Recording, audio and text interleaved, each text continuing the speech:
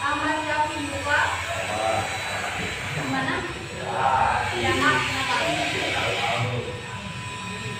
Akbar Chandra. Alun Saputra. Alia Musyifa. Adrain Nawawi. Arda Billy. Akiyas Firmansyah. Zidani Akmal. Fendi Rusmana. Firman Afilian. Gati. Gati ya. Nadi Korana. Endrianto Jairan. Mana? Kailah Haji. Mana? Adi Setiawan. Irfan Maulana. Nakim.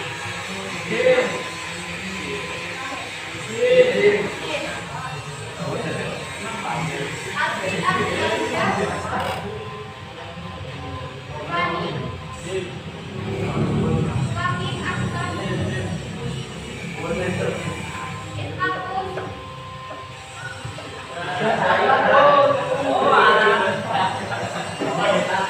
Rafi Siva. Rizky Maulana.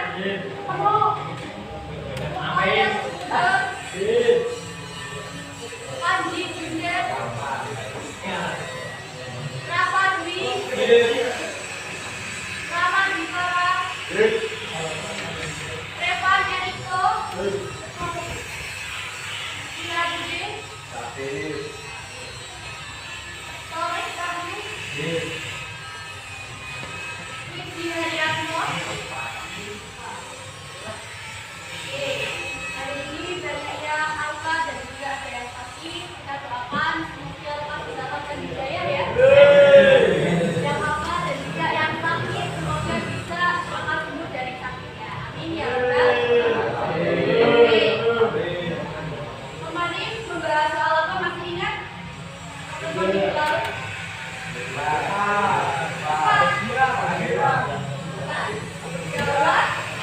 Daulat Abasia. Siapa pendirinya? Karena materi Daulat Abasia sudah selesai, kita lanjutkan ke Kerajaan Turki Utsman. Silakan bisa dipersiapkan alat tulisnya kalau mau ditulis. Dan bentuknya disimpan dulu ya. Yang itu mungkin nantinya di pending dulu ya. Pending dulu ya. Halo. Hari ini kita akan membahas kerajaan Turki. Namanya adalah Turki Utsmani. Kira-kira berada di daerah mana? Oke, ada yang tahu siapa pendirinya?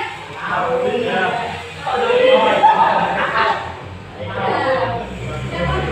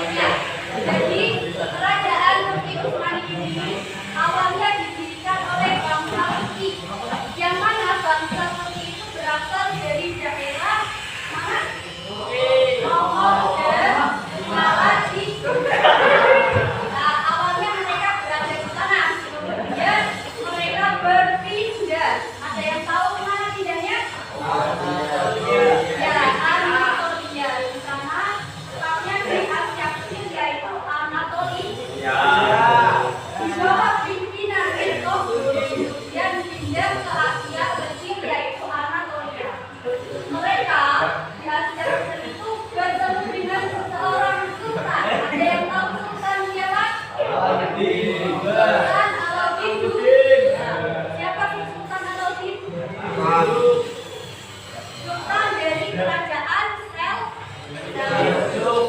Ya. Nah, karena tadi Ertugrul serta dengan pengikutnya pindah ke Asia Kecil, ketemu dengan Sultan Alauddin, kemudian membantu Sultan Alauddin, diberilah wilayah oleh Sultan Alauddin kepada Ertugrul dan juga pengikutnya. Wilayahnya di mana? Di perbatasan Yunani. Oke. Singkat cerita, di situ Ertugrul wafat. Kemudian dilanjutkan oleh siapa kira-kira? Kepemimpinan dilanjutkan oleh pamannya yang bernama Utsman. Setelah tadi dipimpin oleh Utsman, ada kejadian lagi. Ternyata kerajaan besar itu sultannya juga meninggal. Oleh karenanya, tepatnya pada tahun 1300 Masehi, Utsman mendeklarasikan kemerdekaannya. Kemudian membentuklah sebuah kerajaan baru yang dinamakan Turki. Jadi kalau bisa dikatakan kerajaan Turki Utsmani ini official resmi berdiri pada tahun 1300 Masehi. Didirikan oleh anaknya Ertugrul, siapa namanya? Ini asal usul kenapa tadi dinamakan kerajaan Turki Utsmani, karena pendirinya bernama Utsmani. Oke, terkait asal usul berdirinya bisa dipahami. Kita lanjut. Oke. Kemudian selain beberapa hal yang dilakukan oleh khalifah atau pemimpin di kerajaan Turki Utsmani adalah melakukan ekspansi wilayah. Apa sih ekspansi wilayah? Perluasan wilayah. Di mana aja dan siapa saja yang melakukan ekspansi? Yang pertama adalah Khalifah Utsman. Setelah tadi dia menjadi sultan yang pertama, karena yang berbeda dia melakukan ekspansi wilayah atau perluasan wilayah, yaitu dengan cara menaklukkan kota Troyes dan menjadikannya ibu kota pertama kerajaan Turki Utsmani. Kemudian yang kedua adalah Khalifah Orhan ya. Ini melakukan ekspansi wilayah di daerah mana? Eropa. Kemudian ada Khalifah Murad, ini menaklukkan beberapa kota, yaitu tepatnya 3 daerah atau 3 kota. Yang pertama apa? Adrianople, kemudian ya, dan yang ketiga Yunani Pusat. Lanjut ya ke Khalifah Bayezid. Ini melakukan ekspansi dengan cara apa?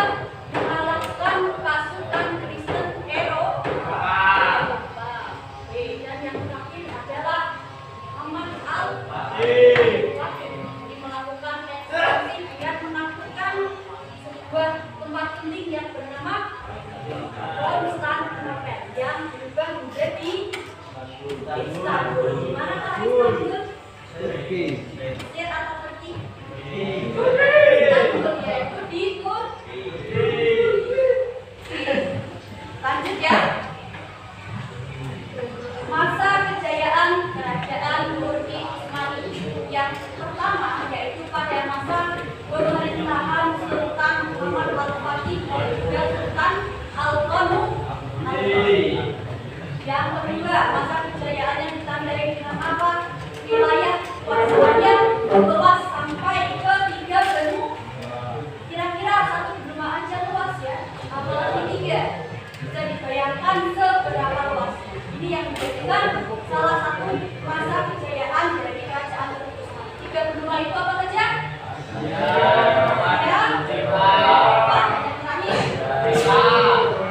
Yang ketiga, masa kejayaan kerajaan Turki Utsmani ini ada yang tadi namanya Konstantinopel, yang kemudian menjadi nama apa? Istanbul ini masih menjadi pusat pemerintahan sekaligus kebudayaan Islam di dunia. Dan yang keempat, masa kejayaannya ditandai dengan apa? Kok bisa jaya?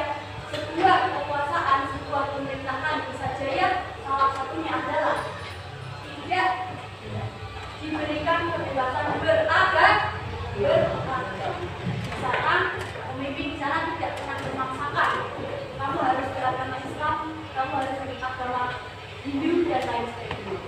Di sana memang mayoritas Islam, tapi ada umat Kristen dan juga apa? Yahudi, namun toleransinya sangat kuat ya. Kenapa? Umat yang non-Muslim ini diberikan kebebasan dalam hal beragama. Ini yang menjadikan orang-orang Kristen itu tidak dipaksakan sesuai dengan kehendak sultan. Oleh karenanya ketika sultannya mengatakan apa, maka akan baru. Ini salah satu strategi ya seorang pemimpin supaya bisa apa? Membuat pemerintahnya itu bisa berjalan. Oke, masa kejayaan bisa dipahami. Kita lanjut dulu ya. Beberapa kemajuan peradaban. Yang pertama kita akan membahas di bidang militer dan juga pemerintahan. Nah, di situ di bidang militer dan pemerintahan itu dibuat sebuah pasukan yang dinamakan apa? Pasukan elit Jenisari atau Intisariya. Pasukan ini tidak hanya terdiri dari orang-orang yang berada di bawah kerajaan Turki Islam saja, namun orang non-Muslim bahkan keluar daerah dari kerajaan Turki Utsmani pun direkrut untuk menjadi pasukan Jenis. Kemudian yang kedua, ada yang masukkan siapa ini? Yang kedua, sistem pemerintahan kerajaan Turki Utsmani ini sangat teratur. Bayangkan sebuah pemerintahan, struktur pemerintahannya nggak teratur.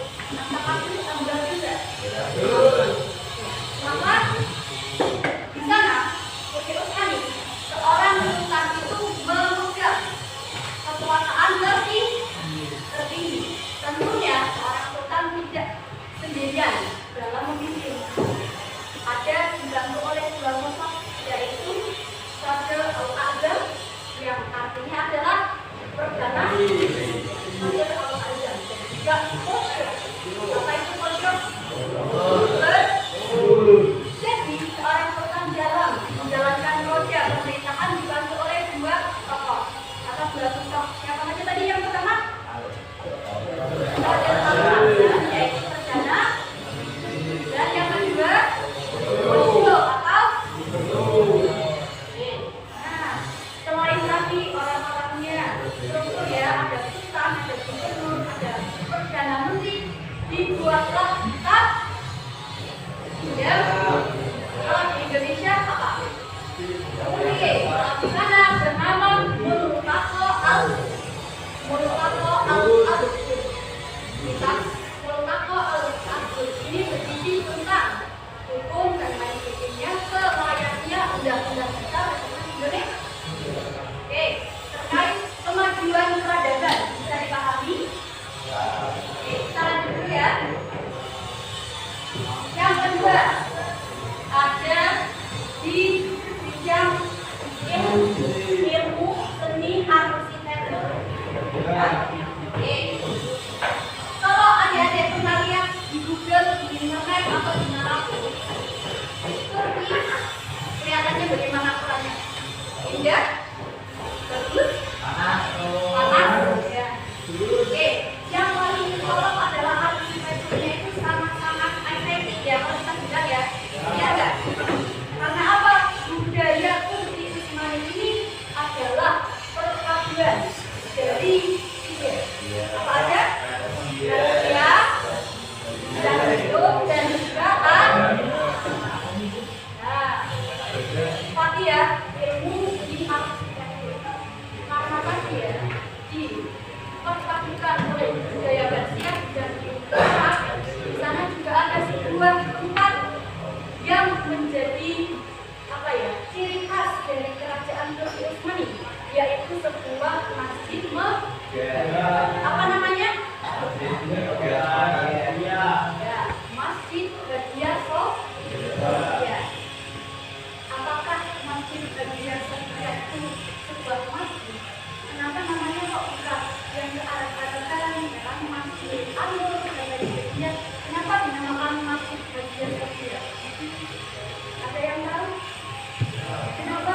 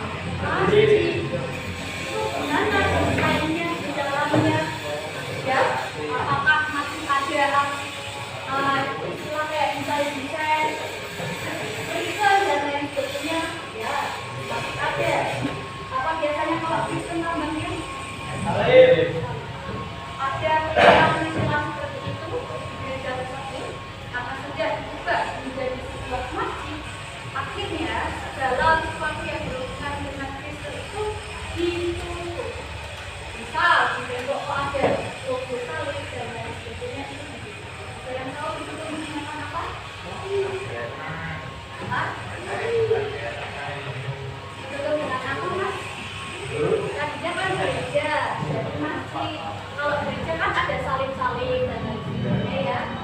Ditutup dengan apa? Dengan kain putih. Ya, oke, ada jawaban lagi?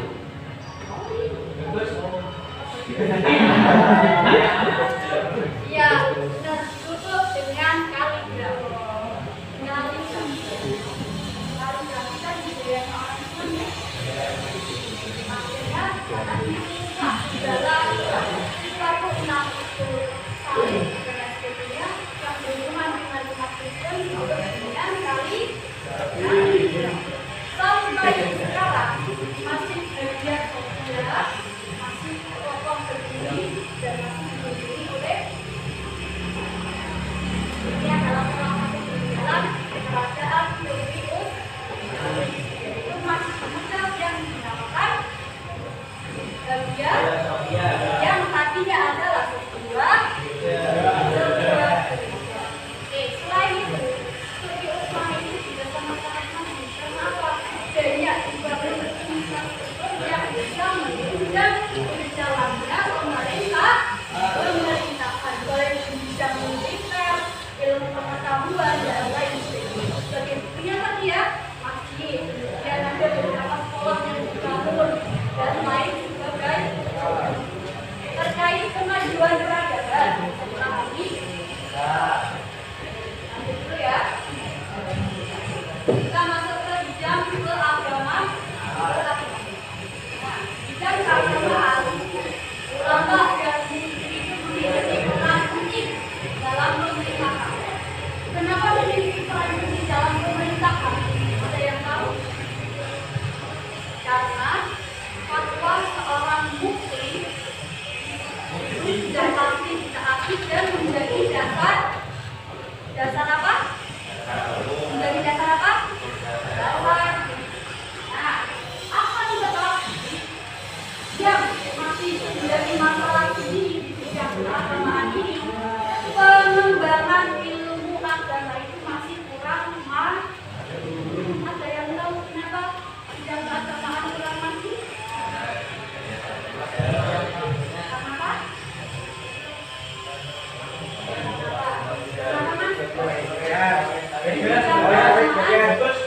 Bidang keagamaan tidak terlalu maju. Kenapa?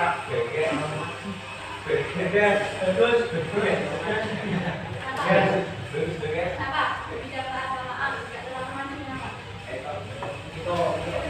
Kenapa? Ya, karena ada salin mazhab yang apa namanya? Ya, akhir tangan dulu buat akhir. Karena hanya ada satu mazhab yang dominan. Padahal ada beberapa mazhab, namun yang lebih condong, yang lebih dominan hanya satu mazhab. Itu yang menjadikan pengembangan ilmu agama ini kurang maju. Karena keterbatasan tadi yang diprioritaskan hanya satu mazhab. Oke. Kita masuk ke faktor keberhasilan. Bisa Pyrrhus ini menjadi sebuah kerajaan besar sampai wilayahnya menguasai tiga benua. Salah satunya adalah karakter dari bangsa Turkinya itu sendiri. Bagaimana karakter bangsa Turki? Berani, hebat, dan juga tadi militer yang kuat dan juga terorganisir.